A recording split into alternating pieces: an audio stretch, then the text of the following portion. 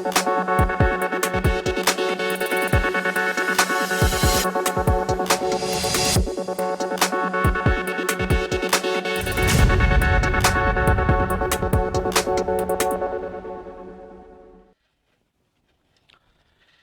जन उत्तराखंड में आप सभी का स्वागत है। मैं हूं प्रभात। सबसे पहले रुक करेंगे इस वक्त की हेडलाइंस का।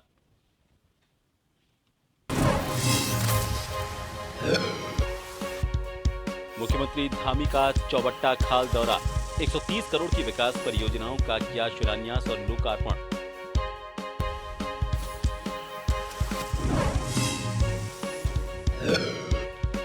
हरिद्वार के हनुमान मंदिर में हुआ प्राण प्रतिष्ठा समारोह। राज्यपाल गुरमीत सिंह ने की शिरकत। साधु संतों सहित आचार्य बालकृष्ण भी रहे मौजूद।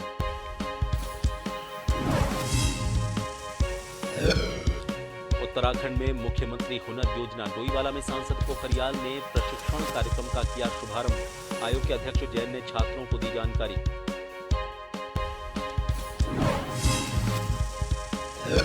उत्तराखंड में बढ़ने लगा कोरोना, स्वास्थ्य विभाग ने सावधान रहने की दी नसीहत। चंपावत में एक छात्रा की मौत।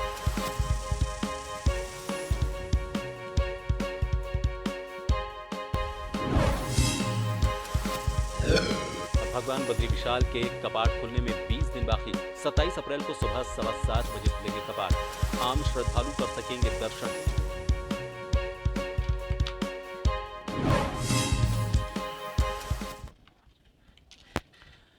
मुख्यमंत्री पुष्कर सिंह धामी चौबट्टा खाल विधानसभा क्षेत्र पहुंचे। यहां पर एक कार्यक्रम में उन्होंने शिरकत की, जहां उनके द्वारा विधानसभा में क्षेत्र में 130 करोड़ की विकास योजनाओं का शिलान्यास और लोकार्पण किया गया। इस दौरान कार्यक्रम में प्रदेश अध्यक्ष महेंद्र भट्ट, लैंसडौन विधायक दिलीप रावत और स्थानीय विधायक सतपाल महाराज उपस्थित रहे। मुख्यमंत्री ने कहा कि चौबट्टा खाल विधानसभा क्षेत्र में 130 करोड़ की विकास योजनाओं का धरातल पर उतरने पर यहां की जनता को फायदा मिलेगा और कहा कि प्रधानमंत्री भी उत्तराखंड में जल जीवन मिशन, स्वास्थ्य, शिक्षा को लेकर प्राथमिकता दे रहे हैं।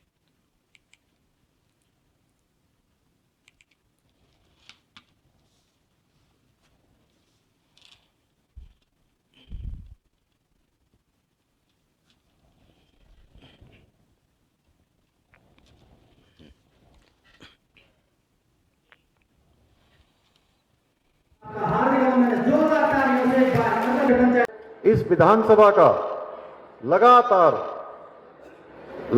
विकास आगे बढ़ रहा है और 130 करोड़ की योजनाओं का आज यहां पर लोकार्पण हुआ है, शिलान्यास हुआ है और लगातार प्रदेश के अंदर भी अनेकों विषयों पर आज चाहे पर्यटन का क्षेत्र हो, चाहे वो हमारे सड़कों का क्षेत्र हो, चाहे वो सिंचाई का क्षेत्र हो, हर क्षेत्र में, ग्राम्य विकास के क्षेत्र में भी अनेकों योजनाओं को लगातार आगे बढ़ा रहे हैं। मुख्यमंत्री पुष्कर सिंह धामी कालाढूंगी पहुंचे। पहली बार कालाढूंगी विधानसभा क्षेत्र पहुंचने पर भाजपा पदाधिकारियों और कार्यकर्ताओं ने उनका जोरदार स्वागत किया। सीएम ने कालाढूंगी के विकास के लिए 95 करोड़ के लागत की 36 योजनाओं का लोकार्पण और शिलान्यास किया। कार्यक्रम में केंद्रीय राज्य मंत्री अजय भट्ट और विधायक बंशीधर भगत भी मौजूद रहे।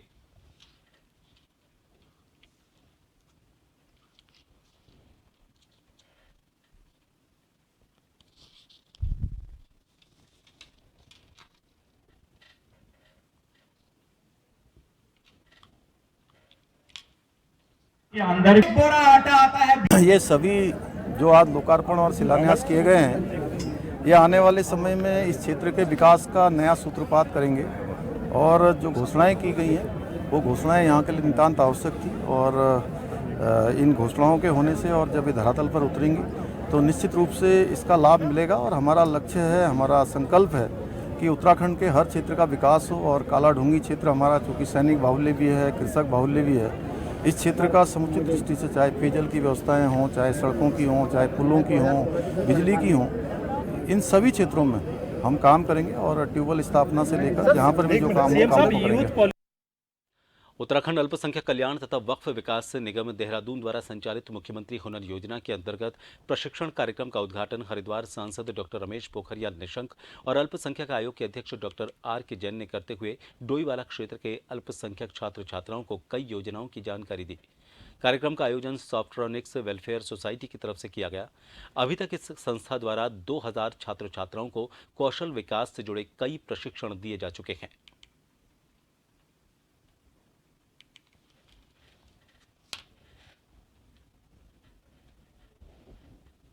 मुख्यमंत्री हुनर योजना के अंतर्गत कौशल विकास कार्यक्रम जो सरकार द्वारा चलाए जा रहे हैं, उसमें कंप्यूटर में टैली प्रशिक्षण के लिए आज ये प्रशिक्षण कार्यक्रम का उद्घाटन समारोह था, जिसमें माननीय सांसद जी यहाँ पर मौजूद रहे और आयोग के जो अध्यक्ष हैं जैन साहब वो मौजूद रहे। आयोग के माननीय के सचिव जो हैं हमारे जगदीश सिंह रावत जी वो उसमें मौजूद रहे।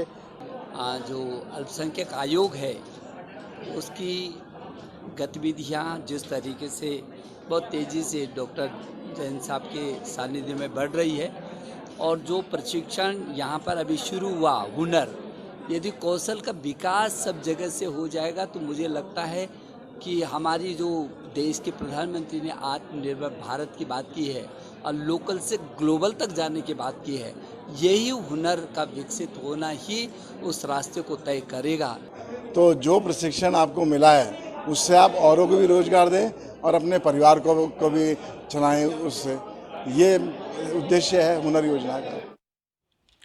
कांग्रेस पार्टी के नवनियुक्त जिलाध्यक्ष राहुल छिंबाल के पहली बार लालकू आगमन पर पार्टी पदाधिकारियों ने उनका फूल मालाओं के साथ भव्य स्वागत किया। इस दौरान सभी कांग्रेस पदाधिकारियों और कार्यकर्ताओं ने आगामी चुनाव को लेकर एकजुटता का संकल्प लिया। अपने संबोधन और पत्रकारों से वार्ता करते हुए राहुल छिंबाल ने स्पष्ट कहा कि जो भी कार्यकर्ता पार्टी के प्रति निस्वार्थ भाव से काम कर रहा है उसे दायित्व से नवाजा जाएगा। साथ ही गुटबाजी पर लगाम लगाने के लिए उन्होंने कहा कि ये पार्टी का पारिवारिक मामला होता है, इस पर आंतरिक स्तर पर ही निपटारा किया जाना जरूरी है। उन्होंने कहा कि मौजूदा समय में केंद्र की भाजपा सरकार तानाशाही पर उतारू है, जिसमें राहुल गांधी की संसद सदस्यता समाप्त करवाना इसका जीता जागता उदाहरण है।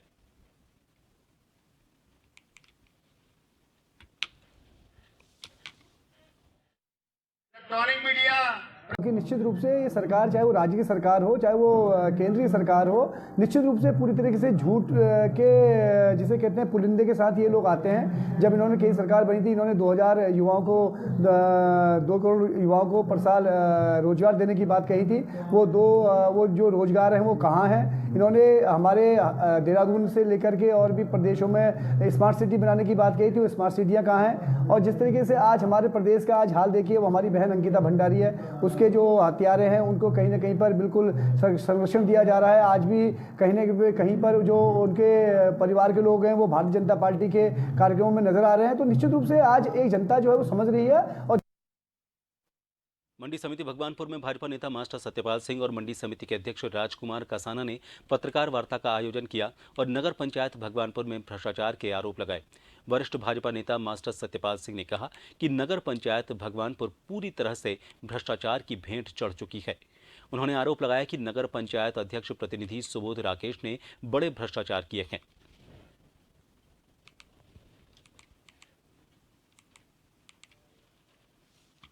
भ्रष्टाचार फैल रहा है पूरी तरह से। नगर पंचायत भगवानपुर में जो यहाँ की चेयरमैन है श्रीमती सैती देवी जी, वो नाम मात्र की चेयरमैन है। हम सभी जानते हैं, पूरी जनता जानती है। उनका बेटा सुबोध राकेश नगर पंचायत के ऑफिस में कुर्सी पर बैठता है। नगर पंचायत अध्यक्षा सैती देवी किसी मीटिंग में नहीं जाती है। वो नगर पंचायत में भ्रष्टाचार को लेकर के है, जो कि यहाँ पर जो है नगर पंचायत की अध्यक्ष जो है सुबोध राकेश की माताजी जो है सैती देवी जी हैं। सारा काम जो है सुबोध राकेश अध्यक्ष की कुर्सी पर बैठकर जो है स्वयं करते हैं। और चाहे वो मकान की बात हो, प्रधानमंत्री योजना के अंतर्गत जो है उसमें व्यापक।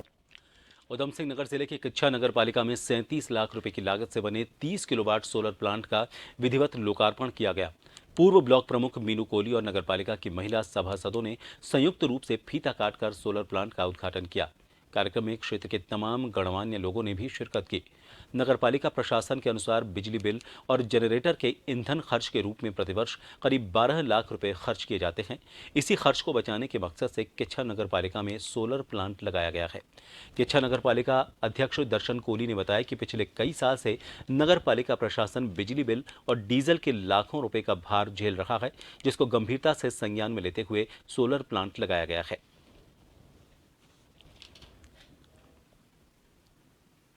हमारे सभासद महोदय सब लोगों ने मिलकर किया है उसका, और इससे निश्चित रूप से नगर पालिका को काफ़ी बचत होगी, क्योंकि लगभग इसका खर्चा हमारा डीजल का और बिजली का खर्चा जो पर ईयर का बैठ रहा था वो लगभग 12 लाख रुपए का साल का बैठ रहा था, और इस प्लांट से निश्चित रूप से वो खर्चे में कटौती हो जाएगी काफ़ी हद तक, और उसके साथ साथ जो बिजली हमारी बचेगी वो हम विद्युत विभाग को बिजली बेचकर नगर पालिका की आय बढ़ाने का काम करेंगे।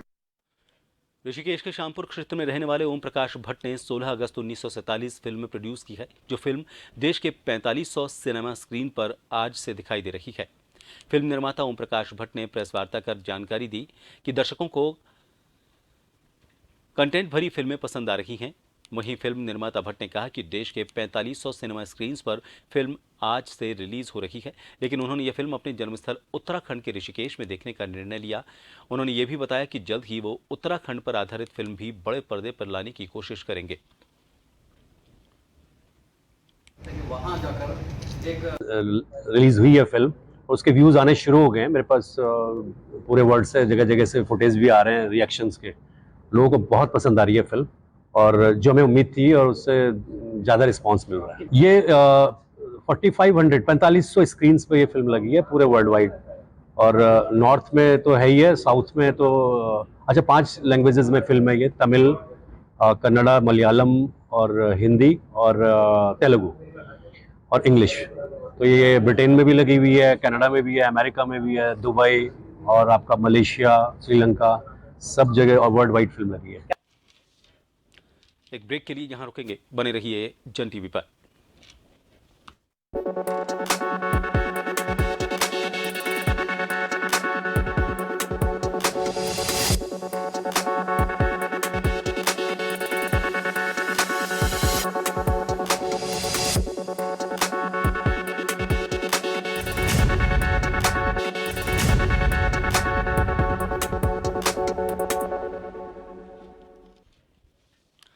ब्रेक के बाद एक बार फिर आप सभी का स्वागत है। चंपावत में कोरोना से मौत का मामला सामने आया है। जवाहर नवोदय विद्यालय में पढ़ने वाली 16 साल की छात्रा रितिका की कोरोना से मौत हो गई।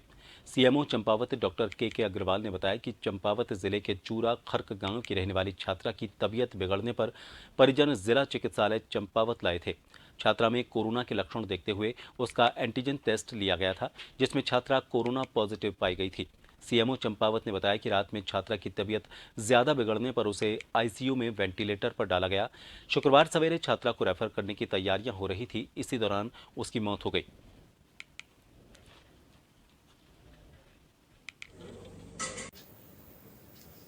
मैं 16 साल की बच्ची डिस्ट्रिक्ट हॉस्पिटल में दिखाने के लिए लाई गई थी, जिसको जुकाम, खांसी, बुखार के सिम्टम्स थे। एंटीजन टेस्ट कराया गया जो भी पॉजिटिव आया। इसके बाद में हॉस्पिटल में उसे भर्ती कर लिया गया आईसीयू में। रात के समय उसकी तबीयत बिगड़ी, उसको फिजिशियन पीडियाट्रिशियन की टीम देख रही थी और वेंटिलेटर पर रात को रख दिया था। सुबह उसके आरटीपीसीआर जीनोम सीक्वेंसिंग के सैंपल लिए गए और हायर सेंटर के लिए रेफ़र किया जा रहा था, लेकिन रेफ़र करने से पहले ही बच्ची कोलैप्स हो गई और उसकी डेथ हो गई। डोईवाला में भानियावाला हरिद्वार राष्ट्रीय राजमार्ग पर भीषण सड़क दुर्घटना हुई, जिसमें कार सवार व्यक्ति की मौके पर ही मौत हो गई। 2 अन्य लोग घायल हो गए। सड़क दुर्घटना की जानकारी मिलते ही पुलिस घटनास्थल पर पहुंची और घटना की जानकारी जुटाने की कोशिश की।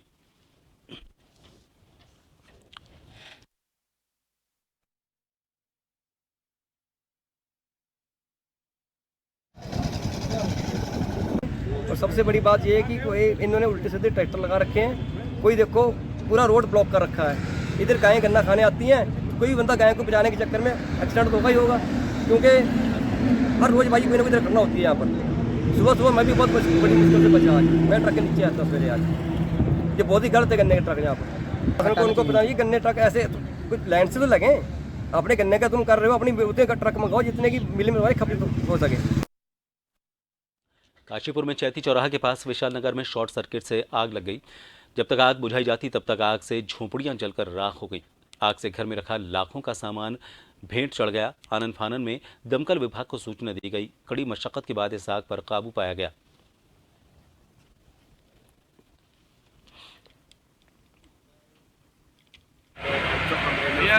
बताया जा रहा है कि ये बिजली विभाग का जो ट्रांसफार्मर लगा है इसमें स्पार्क हुआ है किसी कारण से, और वो स्पार्क जो है जाकर के नीचे जो झोपड़ियाँ थी, रिहायशी झोपड़ी थी, उनमें गिरा है, उसकी वजह से आग लगी है। और यहीं बगल में हमारा जो एक फायर टेंडर खड़ा है मेला के लिए, सबसे पहले वो पहुंचा, उसके बाद 2 गाड़ियां हमारे फायर स्टेशन से। मसूरी से खबर है। भारत तिब्बत सीमा पुलिस अकादमी में 6 महीने की कठिन प्रशिक्षण प्राप्त करने के बाद 12 महिला चिकित्सा अधिकारियों सहित कुल 55 सहायक सेनानी चिकित्सा अधिकारी बल की मुख्यधारा में शामिल हुए। इन चिकित्सा अधिकारियों को कठोर और लंबे प्रशिक्षण के दौरान युद्ध कौशल, शस्त्र चालन, शारीरिक प्रशिक्षण, आसूचना, मानचित्र अध्ययन, सैन्य प्रशासन, कानून और मानव अधिकार जैसे सैन्य और पुलिस संबंधी विषयों का गहन प्रशिक्षण दिया गया। विशेष तौर पर इन प्रशिक्षणार्थियों को पहली बार क्रव मागा प्रशिक्षण पद्धति का प्रशिक्षण दिया गया। इस प्रशिक्षण पद्धति से इजराइल आर्मी के विशेष कमांडो को प्रशिक्षित किया जाता है। पास आउट होने वाले इन चिकित्सा अधिकारियों में राजस्थान, केरल, पंजाब, हरियाणा, आंध्र प्रदेश, उत्तर प्रदेश, तमिलनाडु, तेलंगाना, कर्नाटक, मध्य प्रदेश, उत्तराखंड, हिमाचल प्रदेश, बिहार, ओडिशा, आसाम, त्रिपुरा और मणिपुर के प्रशिक्षणार्थी हैं। प्रशिक्षण उपरांत आयोजित भव्य दीक्षांत और शपथ ग्रहण समारोह में इन युवा चिकित्सा अधिकारियों ने संविधान और बल के प्रति निष्ठा और समर्पण की शपथ ली।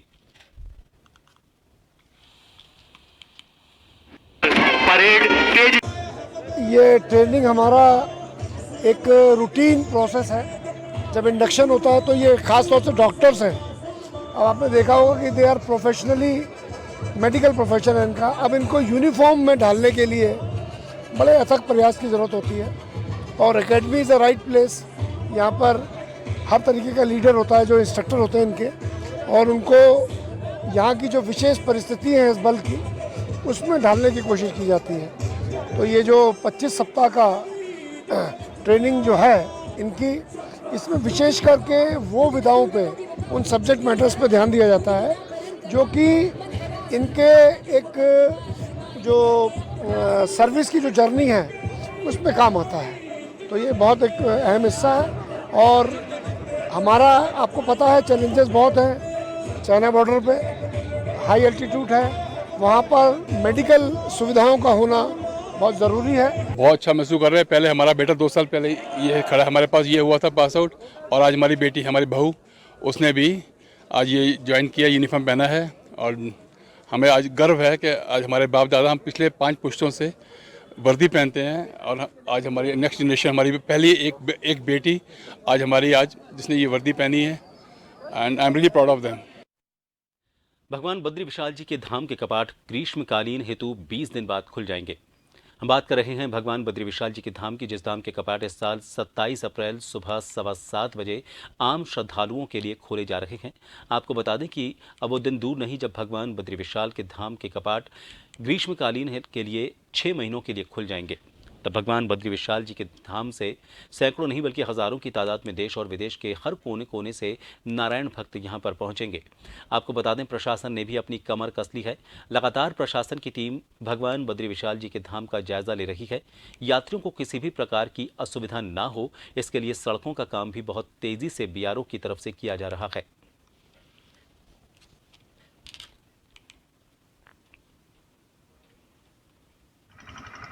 चारों धामों में सर्वश्रेष्ठ धाम कहा जाता है भगवान बद्री विशाल जी के धाम को, जिस धाम के कपाट मात्र 6 महीनों के लिए आम श्रद्धालुओं के लिए खोले जाते हैं। आपको बता दें कि भगवान बद्री विशाल जी के धाम के कपाट इस वर्ष 27 अप्रैल सुबह 7:15 पर आम श्रद्धालुओं के लिए खोले जा रहे हैं। बताया जा रहा है कि भगवान बद्री विशाल जी के धाम के कपाट जिस दिन खोले जाएंगे, उस दिन नारायण धाम में देश और विदेश के हर कोने कोने से तीर्थयात्री नारायण धाम में मौजूद रहेंगे। बता दें कि भगवान बद्री विशाल जी के धाम के कपाट खुलने में अब बस 20 दिन शेष रह गए।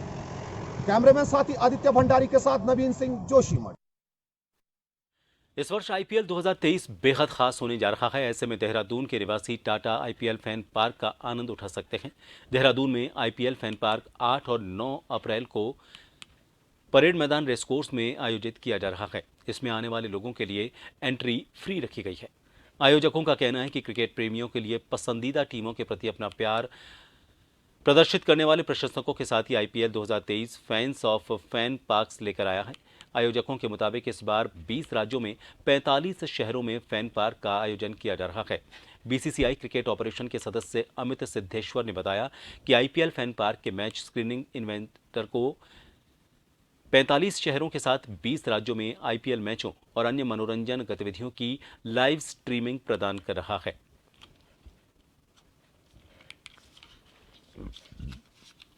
एक बीसीसीआई की एक पहल है। बीसीसीआई के सौजन्य से ये एक आउटरीच प्रोग्राम है जिसमें शहरों में जहाँ पे स्टेडियम फैसिलिटी नहीं है या जहाँ पे मैचेस होते नहीं हैं उन शहरों में स्टेडियम जैसा एक एटमॉस्फेयर वो शहरों के लोगों को दिखाने का ये एक प्रयास है, जिसमें एक बड़ी स्क्रीन पे मैचेस की लाइव स्क्रीनिंग होगी।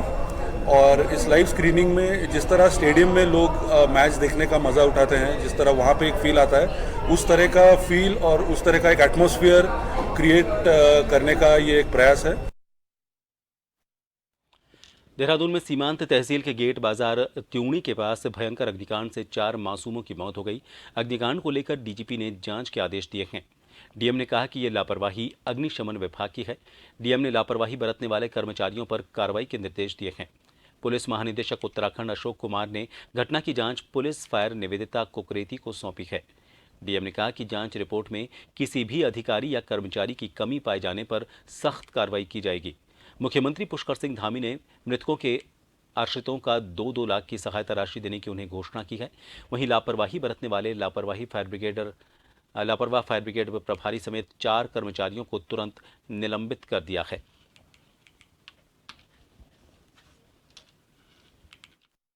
सायंकाल को ट्यूनी में जो आगजनी की घटना हुई थी उसमें लापरवाही के आरोप में जो ट्यूनी में जो फायर यूनिट प्रभारी सहित 4 कर्मचारियों को निलंबित कर दिया गया है।